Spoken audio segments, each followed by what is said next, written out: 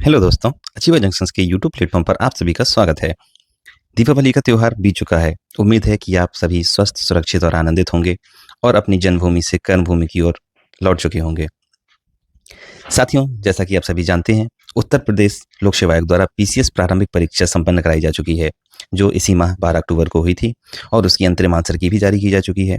ऐसे में बहुत से अभ्यर्थी जो मुख्य परीक्षा की तैयारी को आगे बढ़ाने के लिए चिंतित हैं, उन सभी के लिए अचीवर जंक्शंस ने पीसीएस मुख्य परीक्षा के लिए 10 किस्तों में कार्यक्रम राइट एंड राइस प्रारंभ किया है। मुख्य परीक्षा, जैसा कि आप सभी जानते हैं, आपके अंतिम परिणामों में सबसे ज़्यादा महत्वपूर्ण भूमिका यही निभाती है और इसका कोर में आंसर राइटिंग होती है। तो आंसर राइटिंग से जुड़ा हुआ हमारा कार्यक्रम 10 भागों में है।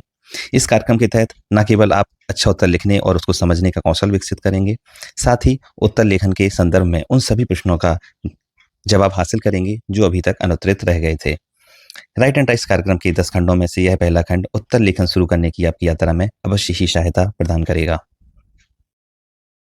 दोस्तों, जब कभी भी हम आंसर राइटिंग की बात करते हैं, तो सबसे पहला यही प्रश्न उठता है कि एक अच्छा उत्तर क्या होता है? यह कैसे दिखता है? इसकी फ्रेमिंग कैसी होती है? इसका प्रेजेंटेशन क्या होता है?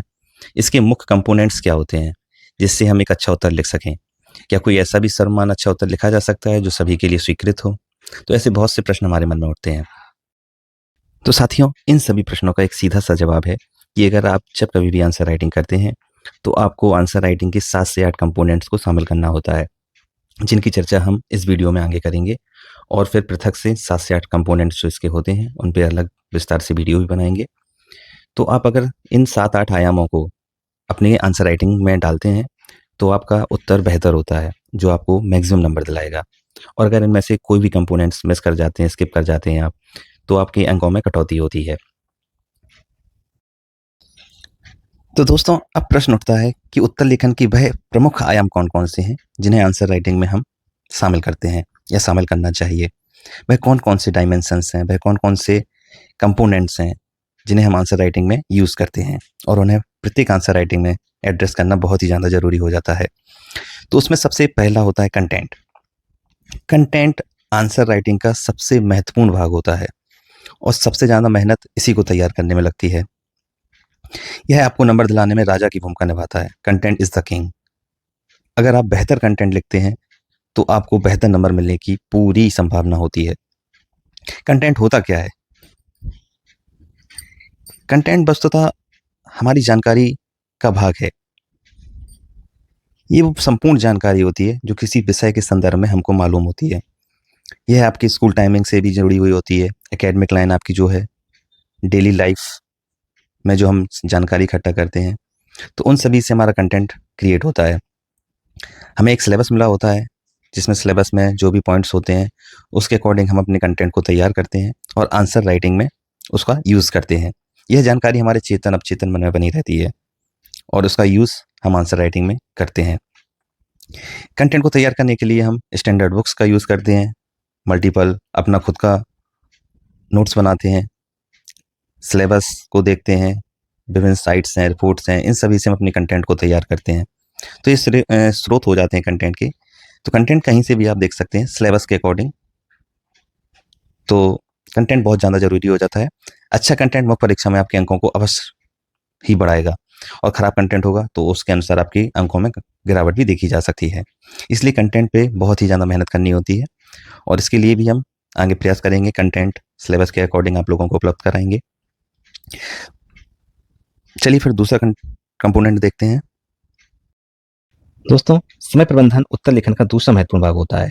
3 घंटे में 20-20 प्रश्नों को अटेम्प्ट करना, साथ ही साथ उत्तरों की गुणवत्ता भी बनाए रखना सभी अभ्यर्थियों के लिए एक बहुत ही बड़ी चुनौती होती है।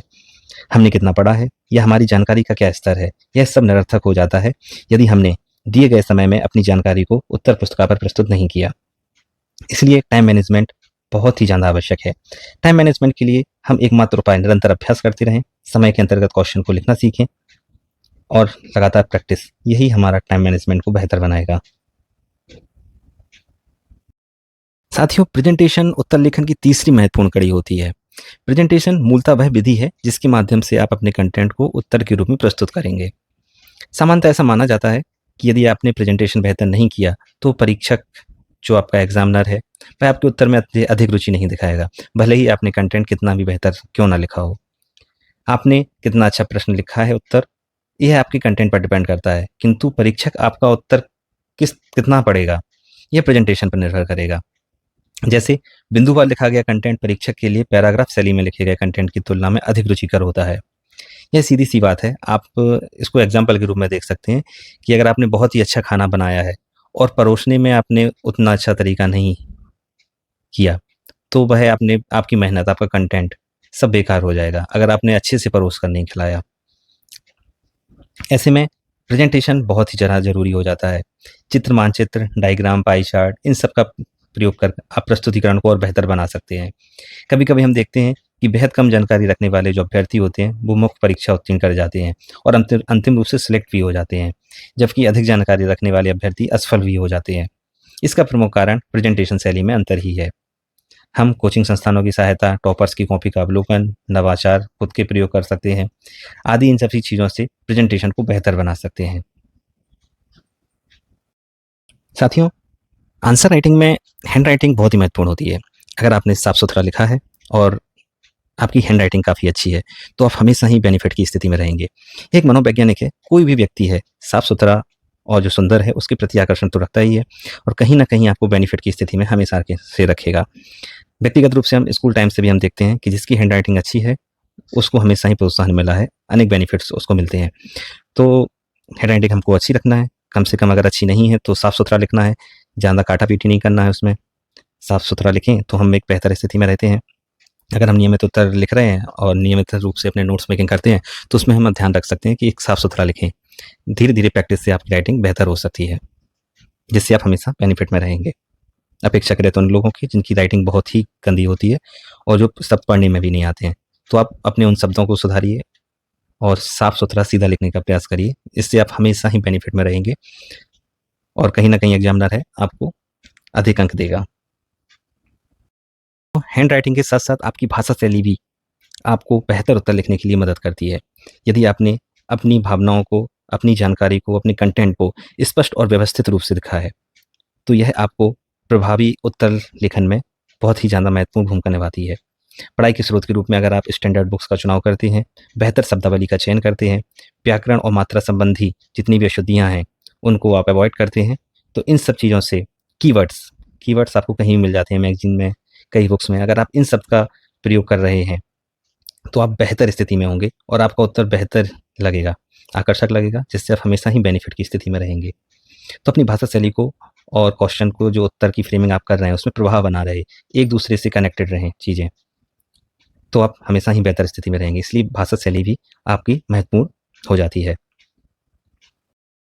साथियों, भूमिका और निष्कर्ष उत्तर लेखन में ऐसे महत्वपूर्ण भाग होते हैं जिन्हें परीक्षक वरीयता के आधार पर पढ़ता है। कभी-कभी तो ऐसा होता है कि मेन कंटेंट परीक्षक देखता ही नहीं है और भूमिका और निष्कर्ष के आधार पर ही अनुमान लगा लेता है कि आपकी जानकारी का स्तर क्या है। ऐसे में दोनों का प्रभावी होना बहुत ही ज़्यादा आवश्यक हो जाता है। भूमिका उत्तर के संदर्भ में फर्स्ट इंप्रेशन का निर्माण करती है। कोई भी प्रश्न की जो भूमिका है, जब परीक्षक उसको पढ़ता है तो आपका फर्स्ट इंप्रेशन बनाता है कि आपकी विषय के संदर्भ में जानकारी कितनी है। और वहीं निष्कर्ष पढ़ने के तुरंत बाद परीक्षक को अंक देने होते हैं। नंबर आपका सबसे लास्ट में नंबर ही आपको देता है, तो वो निष्कर्ष पढ़ने के बाद ही आपको नंबर देता है। ऐसे में दोनों का प्रभावी और विविधता युक्त होना बहुत ही ज़्यादा आवश्यक हो जाता है। विभिन्न परिभाषाएं, तथ्य, आंकड़े, लक्ष्य, रिपोर्ट, सूचकांक, सुझाव, संभावनाएं इत्यादि का प्रयोग कर हम भूमिका और निष्कर्ष को प्रभावी बना सकते हैं, जिससे हमें बेहतर अंक प्राप्त होते हैं। दोस्तों, आंसर राइटिंग में अगर समय के अकॉर्डिंग समय प्रबंधन करते हुए आप अतिरिक्त सूचनाएं उस विषय से संबंधित दे सकते हैं, तो यह हमेशा आपको पॉजिटिव स्थिति में रखता है और हमेशा आपको बेनिफिट प्रदान करता है। सिलेबस के अनुरूप अद्यतन घटनाएं, आंकड़े, रिपोर्ट, सूचकांक इत्यादि आदि चीज़ों का प्रयोग करते हुए अपने कंटेंट को अधिक पुष्ट बना सकते हैं। निश्चित रूप से प्रभावित और अंकदायी होता है। अतिरिक्त सूचनाएं कभी भी नेगेटिव इम्पैक्ट नहीं डालती, या तो आपको एक एवरेज उसमें रखती हैं या आपको हमेशा बेनिफिट देती हैं।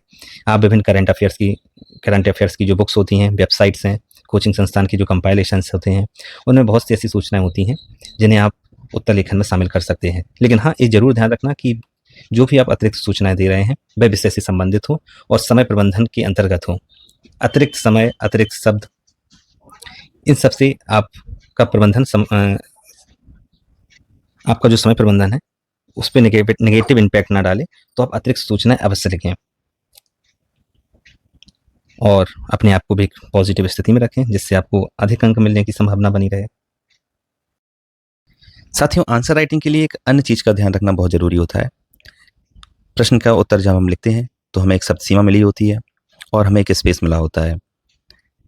उसको हमें कंप्लीट करना होता है। वैसे अगर आप देखें तो एक अच्छा आंसर अगर आप लिख रहे हैं, तो उसमें शब्द सीमा या पेज का महत्व नहीं होना चाहिए। अगर आप कम शब्दों में भी आंसर अच्छे से दे रहे हैं, तो ये अच्छा होता है। लेकिन उत्तर प्रदेश लोक सेवा आयोग के लिए ये अवधारणा सही नहीं है।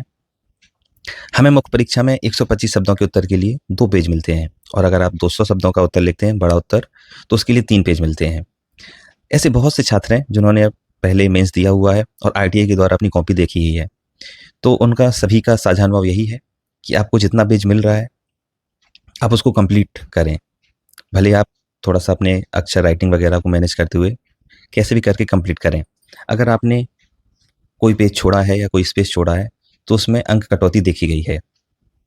और अगर आप पूरा लिख रहे हैं, भले ही आप शब्द सीमा से 10-20 शब्द आगे बढ़ा देते हैं, तो वह आपको लाभदायक ही होता है। उसमें आपको अंक कटौती नहीं देखने को मिलती। ऐसे में हमें शब्द सीमा जो 125 है, तो अगर हम 20-40 शब्द और एक्स्ट्रा लिख देते हैं, तो वो लाभदायक ही होते हैं, उसमें नंबर नहीं घटते हैं। अगर आप कम लिख रहे हैं, तो नंबर ज़रूर घटेंगे। ऐसे ही 200 शब्दों का है, तो आप 200 शब्द से एक्स्ट्रा लिख सकते हैं, 220, 30, 40 तक। इसमें आपको टाइम मैनेजमेंट भी देखना है। ऐसा नहीं है कि आपको 125 का है और आप 200 शब्द उसमें लिख रहे हैं। इससे आपका टाइम मैनेजमेंट गड़बड़ हो जाएगा। तो आपको इसमें ध्यान रखना होता है कि पेज आप कंप्लीट करें और शब्द भी 10-20 एक्स्ट्रा ही लिखें, कम मत लिखें। पेज लेकिन कवर करें, पेज का स्पेस आप नहीं छोड़ें, क्योंकि इससे आपको अंकों में कटौती मिलती है और ये व्यापक अनुभव है, बहुत से लोगों का एक साझा अनुभव है। तो अगर आप अपना उत्तर लिख रहे हैं, तो इस प्रकार व्यवस्थित कर लें कि प्रति पेज लगभग एवरेज आपका 60 से 70, 80 इस रेंज में आपके शब्द आते हैं। तो आप बहुत ही ज़्यादा अच्छी स्थिति में टाइम के साथ-साथ आपको सारे क्वेश्चन सॉल्व भी करना है। तो आप एवरेज इतनी स्पीड बनाएँ कि 70 से 80 शब्द अगर आप लिख रहे हैं प्रति पेज, तो आपको अंक कटौती नहीं देखने को मिलेगी। आपको एवरेज अंक मिलेंगे, अच्छे भी मिल सकते हैं। कंटेंट अगर आपका अच्छा है, प्रेजेंटेशन अच्छा है और आपने सारे पेज कवर किए हैं, शब्द सीमा से आपने कम नहीं लिखा है, एक्स्ट्रा ही लिखा है। बहुत ज़्यादा एक्स्ट्रा नहीं लिखना है, क्योंकि इसको आपको 2 तरह से आपका नेगेटिव इम्पैक्ट डालेगा। एक तो आपका टाइम मैनेजमेंट गड़बड़ हो जाएगा और दूसरा, जब ज़्यादा शब्द लिखते हैं, तो उसका कोई टीचर बुरा भी मान सकता है। तो आप 10-20 अगर लिखते हैं, तो लाभदायक ही रहेंगे, पॉजिटिव स्थिति में रहेंगे। इसमें आपको टेंशन लेने की ज़रूरत नहीं है। तो प्रति पेज आप 70 से 80 वर्ड लिख सकते हैं और एक बेहतर उत्तर लिख सकते हैं आप। तो साथियों, हमने अपने प्रोग्राम राइट एंड राइस के पहले पार्ट में 7 से 8 पक्षों को देखा है आंसर राइटिंग के, कि किस प्रकार अगर हम इन सभी चीज़ों को ध्यान रखते हैं, तो एक उत्कृष्ट उत्तर संरचना का निर्माण कर सकते हैं। इनमें से कोई भी पक्ष अगर औसत से आपका अच्छा है, तो आपको लाभदायक स्थिति में रखता है और औसत से आपका कमतर है, तो आपको हानिकारक स्थिति में भी डाल सकता है। आगे हम विस्तार से इन सभी कंपोनेंट्स पर चर्चा करेंगे। राइट एंड राइस कार्यक्रम के जो अगला खंड आएगा, उसमें हम कंटेंट को कैसे बेहतर और प्रभावशाली बनाएं, इस पर चर्चा करेंगे। विस्तार से चर्चा करेंगे किस प्रकार कंटेंट आप क्रिएट कर सकते हैं। तब तक आप लिखते रहिए और बेहतर करते रहिए। आप सभी पीसीएस 2025 की जो मुख्य परीक्षा है या अन्य परीक्षाएं हैं, उनकी बेहतर तैयारी करने के लिए हमसे जुड़ सकते हैं। हमारे टेलीग्राम, व्हाट्सएप चैनल से जुड़ सकते हैं, जिसका लिंक नीचे डिस्क्रिप्शन में दिया गया है। साथियों, इस पार्ट में जो हमने चर्चा की है विभिन्न पक्षों पर, यह एक संज्ञानात्मक स्तर पर हमने देखा है इन सबको। आप इन सबको हमारे वीडियो को देख के या इस प्रोग्राम को देख के आप सीख सकते हैं कि किस प्रकार एक अच्छा उत्तर लिखा जा सकता है। लेकिन आपको व्यवहारात्मक स्तर पर आपको प्रैक्टिस करनी होगी। जब तक आपकी आंसर राइटिंग नहीं करेंगे, अपने शेड्यूल में आंसर राइटिंग को शामिल नहीं करेंगे डेली, तब तक इन सभी आयामों को डेवलप करना बहुत मुश्किल हो जाएगा। मीन्स के लिए 4 से 5 महीने आपको मिल जाएंगे, 3 से 4। तो इसमें अगर आप प्रैक्टिस करते हैं लगातार इन्हीं सभी आयामों पर, तो आप एक बेहतर उत्तर लिखने की स्थिति में रहेंगे। अगर आप आंसर राइटिंग के प्रोग्राम से हमसे जुड़ना चाहते हैं, तो टेलीग्राम या व्हाट्सएप चैनल से आप हमारे जुड़ जाएँ, जहाँ पर हम आंसर राइटिंग कराएंगे आपको और इन सभी जो आयाम हैं, इन सभी पर डिस्कशन करेंगे और आपको आंसर राइटिंग की स्किल डेवलप करने के लिए एक सामूहिक प्रयास करेंगे। चलिए फिर मिलते हैं नेक्स्ट वीडियो में।